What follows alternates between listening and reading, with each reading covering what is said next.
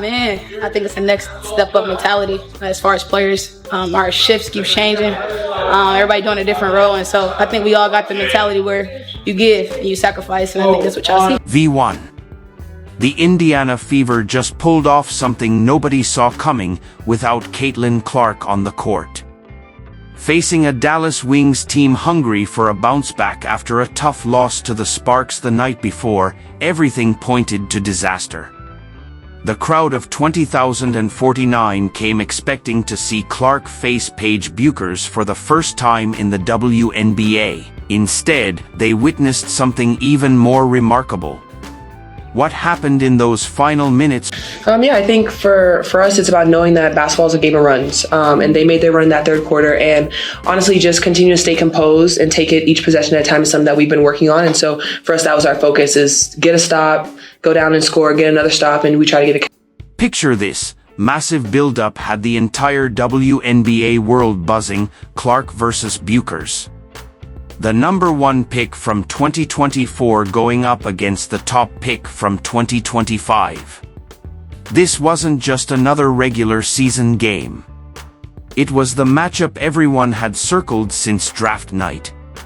The Dallas Wings knew the spotlight was coming, so they made a bold move. They relocated the game from College Park Center to the 20,000-seat American Airlines Center, where the Mavericks play.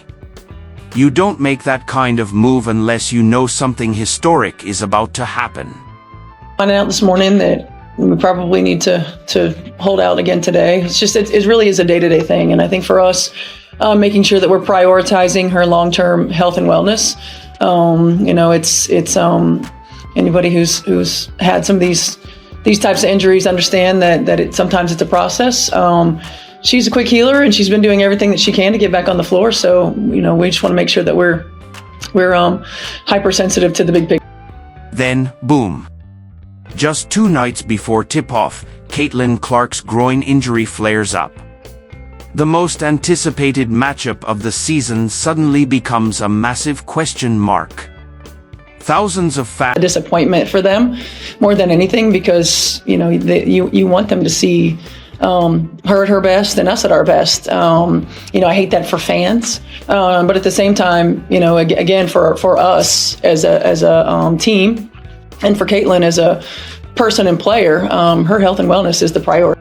And to make matters worse, the Fever had just been blown out by the Los Angeles Sparks the night before.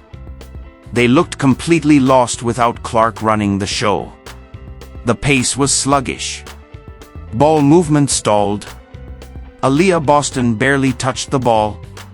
Everything... The biggest thing for us is our attention to detail in our screening. We've got to be great screeners. We got to make sure we slow down and use our screen and our spacing. We've had some games where our spacing has been poor, and that has not allowed Kelsey to get downhill, and it hasn't allowed space for Aliyah to get going either. So I think that the 2 most important things for us right now offensively is attention to detail and screening and space. Dallas was licking its chops. They knew what happens when the Fever are without Clark. The offense becomes predictable, Boston gets left out, and the whole system collapses. It looked like the perfect chance for the Wings to make a statement. But here's the twist, even with Clark ruled out, 20,049 people still showed up. That's right, they set a Texas women's basketball attendance record without even knowing if the main attraction would play. That speaks volumes about this, right? We'll start Ari today.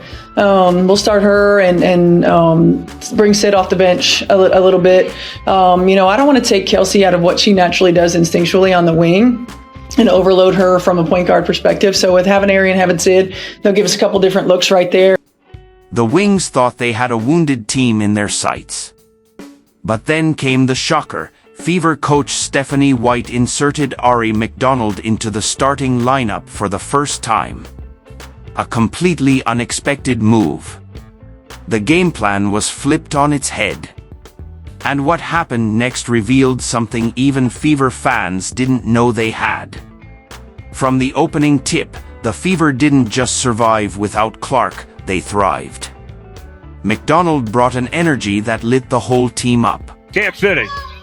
Gotta finish that. Oh, beautiful pass. McDonald counted in one.